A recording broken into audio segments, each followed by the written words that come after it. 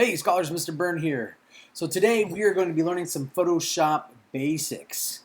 So to start with, we're going to go over our learning objectives. You can find these in Classroom. In fact, it's going to look very similar to this when you open it yourself in Classroom as you're going through this module on digital communications.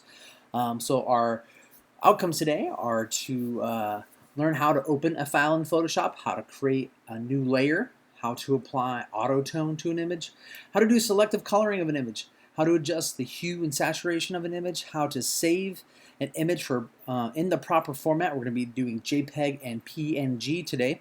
How to use keyboard shortcuts and how to properly crop an image. And most importantly, how to label an image correctly. You're to submit the two images, one 4x6 with selective coloring in a JPEG format and one 5x7 image with the adjusted color hue. So things are going to start here. The first thing we need to do is actually get your resource images for this project. I've selected two for you. We are going to use these two images here. So all you need to do is click on the image in Classroom and then right click, and you're going to save image as. When you save image as, we're going to drop this right to our downloads and click save. And then we go to our next image, same thing, right click, save image as, again under downloads. And there we go. Now we have our resources that we can use for this project. Okay, from here you're going to open up Photoshop.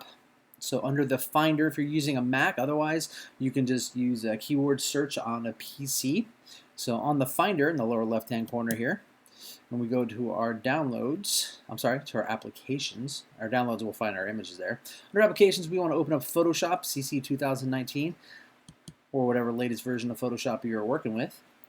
And then double click there and it will open up Photoshop. Now if you're using a Mac, you'll notice in the upper left hand corner it'll change and say Photoshop right here. This is important because if I switch into another program, say like the Finder, it'll say Finder at the top and this menu bar will not work correctly. So we're in Photoshop. So one of our goals today, one of our objectives was to learn how to open an image. So we're actually going to open up both images in Photoshop at the exact same time and kind of work from there. So the way you do that is you go to the menu bar and you go to open. Keyboard shortcut for that is Command or Control O. Command on a Mac and Control on a PC. And there are our two images. We're going to open those up. Alright, so we are going to start with our first image here of the bricks. Alright, so one of the first things we want to do, and this is a normal step in most Photoshop projects, is you want to create a duplicate layer, new layer to work on. You'll notice on the left here we have our layers panel right here, and we have a background layer. A couple other menus we have is our toolbox. We'll be pulling some things from here. We also have our menus up here. Okay, so let's start with creating a duplicate layer. There are several ways to do this. We're going to use the keyboard shortcut Command J to duplicate the layer. Now you notice we have two layers. We're just going to turn off this background layer for the moment, and because this is kind of our safe spot, we can always come back here to begin with. And we're going to be working on layer 1. Now you'll notice that layer 1 is a little bit grayed out, so that's telling me I'm working on this layer. I can easily switch to the background layer if I wanted to work on that one. And what we're going to be doing in this image here, the first thing we want to do is we want to learn how to crop an image. Over here on the left, we have all of our different tools that are available to us. And you'll notice if I place my cursor over a tool and let it sit for just a moment, it will pop up a description of what that tool does. Let's see here. There we go. So it also gives you the keyboard shortcut. So if we hit V, it will select. So if I say I'm on the crop tool here and I hit V on the keyboard, it'll switch right to that tool. This is our move tool. The first thing we want to do is actually crop the image. So if we go to our crop tool here, so it looks like the like a square that's kind of been squished together. And you'll notice at the top here we have some options. This is our options menu here. So most of the time we're going to be working with width times height times resolution for most of the projects within the context of this class. We want to crop this image into a 4:6 aspect ratio. Now, since this is a landscape image, we want the 6 to be our long and our 4 to be our height.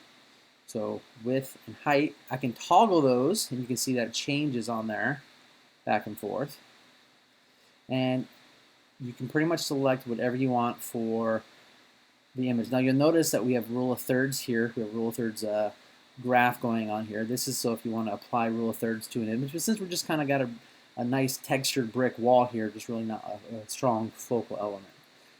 All right, so once you kind of select what you want, you can be you can go in real tight if you want, or you can do kind of an overall way down, move things around a little bit. And this is going to be the image that we're working with. Now to zoom in and out, you can hit Command or Control plus or minus. Let's zoom in a little bit here. And the next thing we want to do is we want to use the quick selection tool, which is this one right here. And you'll notice that right here in the corner has this little arrow. So if you are in Photoshop and you don't see anything there and you right click on that little arrow, it'll give you some options. You can actually toggle between the quick selection tool or the magic wand. We're going to be using the quick selection tool for this one. And then you'll notice up here we have some options, and we want to make sure that this plus is selected. And your objective here is to select one brick. So we are going to select this brick right here, just the red. And you see how it kind of over selected here a little bit? That's okay, because by holding down the Option key, you'll notice that the top here goes from the addition sign to the subtraction sign. And I hold down the Option key, and let's zoom in a little bit here.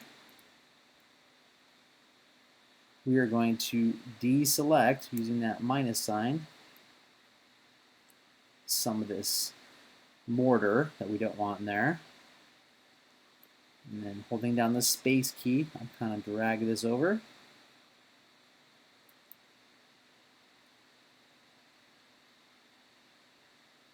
And we're just going to deselect some of that mortar there. There we go. Still holding down the Option key here. And I'm just going to add a little extra here, pick this back up by letting go of the Option key and just reselecting that. Clean this up just a hair. There we go. And that's pretty good for the purpose of this project. We have one brick selected. What I want to do is I want this to be the only brick that is in color, and I want the rest of this to be black and white. So the way that I'm going to do that is I'm going to go up here to the top from my menu bar and go to Select Inverse right there. Now you'll notice the marching ants are now at the top, and now I'm going to use another keyboard shortcut, and we're going to adjust the saturation of this image. So if I go Command U, it brings up our hue and saturation dialog box here. We have some options. The one we want to be concerned with for this image is the saturation. So if I pull it to the right, it's going to add lots of color. We don't want that. What we want to do is remove all the color. So you're going to remove this all the way to the left, and then we're going to click OK. Now we have a black and white image with selective coloring. In the principles of design, this is emphasis. So we're going to hit Command D or Control D on a PC to deselect. So let's do that, Command D. And now we have the marching ants are gone, and we have our image. So the next step is we're going to save this one as a JPEG. So to save it properly, and this is one of the most important things you're going to learn from this lesson, is how to properly save an image in a way that gives you lots of options for keyword searching. And let's be perfectly honest, in the course of a year, the world takes an average of about 1 billion photos, and then in the course of your lifetime, you're going to take in the neighborhood of over 1 million photos. So managing and keeping track of 1 million photos is a big task in itself. So we're going to go up here to File, and then we're going to go to Save As. And it's going to bring the Save As dialog box. Now let me show that one more time. So File, Save As. You'll notice on the right here it has some keyboard shortcuts. So you can actually do keyboard shortcuts. Command-Shift-S will bring up the same thing. All right, so right now you'll notice that we have a format of Photoshop. So what it does, it actually saves this file to work in this program. You can only use it in this program, but it saves a lot of information. It saves all of the layers that you have and any adjustments that you made. So we don't want that though. We want to save this as a JPEG right there. JPEGs are quick, easy files that we can use for lots of things. And this information here is probably the most important thing you need to pull from this lesson today is how to do this, how to say or label an image correctly. Okay, so we want to use 3 parameters when saving our image: the event, the date, and your name. This will allow us to search for images by the event, the date, and your name. So give us 3 categories in which we can kind of search for images from. It also allows us to give you credit as the photographer that we can use within our publications. So in this example, we're going to call this example 1. Today's date is 08/11/2019, and then we'll put my name in there. So we'll call this Mr. Byrne, and we kind of do things Twitter style, hashtag style. So you want to capitalize no spaces, but you want to capitalize the first letter in each new word. So Mr. Byrne. And we're going to save this to my desktop. I would recommend you save your images to your flash drive. That way you can work on any computer in the room and not be tethered to one. All right, and then you click Save. Next, you're going to get your JPEG options. It's always going to be 12 unless we're creating something for the web, and this will be smaller. But just as a general rule, 12 is the quality that we want to be in there. Then click OK. So if we get out of this and we go look at our example here, it should be right here in the desktop. There we go. There's our image. Pretty cool with selective coloring. All right, for our next image, so we're going to go back into Photoshop here. We can actually close this one out because we are done. First thing we want to do is, again, we want to create a duplicate layer, Command J. And we want to crop this image. So let's actually use the keyboard shortcut of C. And we want to do a 5:7. So since this is a landscape image, that's going to be our first value there. So 7IN, tab, by 5, IN, tab, and then 300. This is important. Make sure your resolution is set to 300 for both of these images. And click Enter. So that's pretty good. All right, so I call this image Haunted House. This is an image I took back in the Midwest, and I added kind of a rain effect to it to give it that extra spooky look to it. And we want to adjust the hue on this one. So on this image, what we're going to be doing is changing the color of the image. So right now, it's kind of got a blue hue to it, which kind of gives it that ominous, creepy look. We're going to give it a more fun kind of look to it. Okay, so to do that, after we cropped it, we're going to use the same keyboard shortcut that we used before, Command or Control U. And it's going to bring up our hue and saturation dialog box.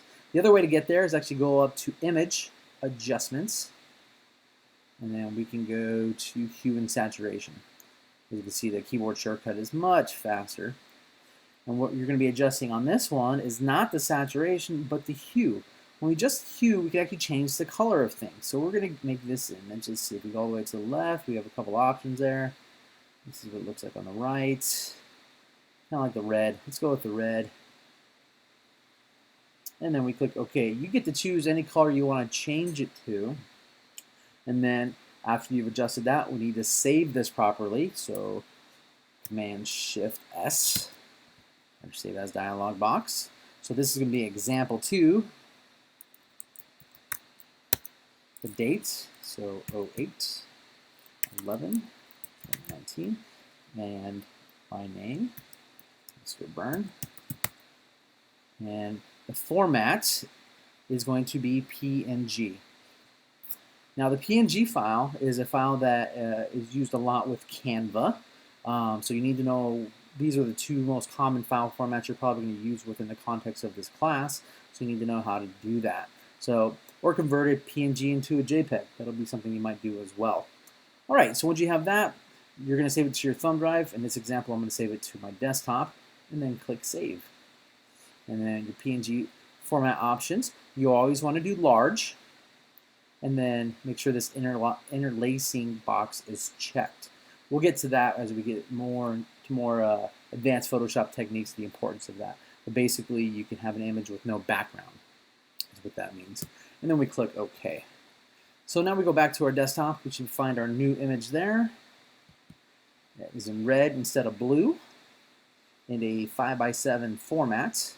And it's going to be really, really easy to see if they're cropped correctly when we look at these when we grade them. So make sure you do that. So then you can go back in the classroom. We have linked our Google Classroom to a Google Drive folder where the whole community is going to be able to access the content from our class. We're going to figure out later how we're going to kind of work out some minor details there, but that's basically what you do. So you're going to submit those 2 images here.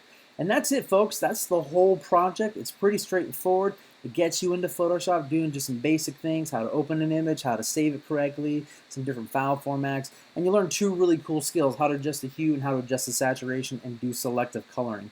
Now, these aren't the only ways to do these things. Photoshop, you will find out, has just a ton of different ways to do kind of the same things. It's really what's going to suit you best for the context of your project. All right, scholars, make sure you hit that like button, subscribe, and ring the bell for more videos. And have a great day. Bye, scholars.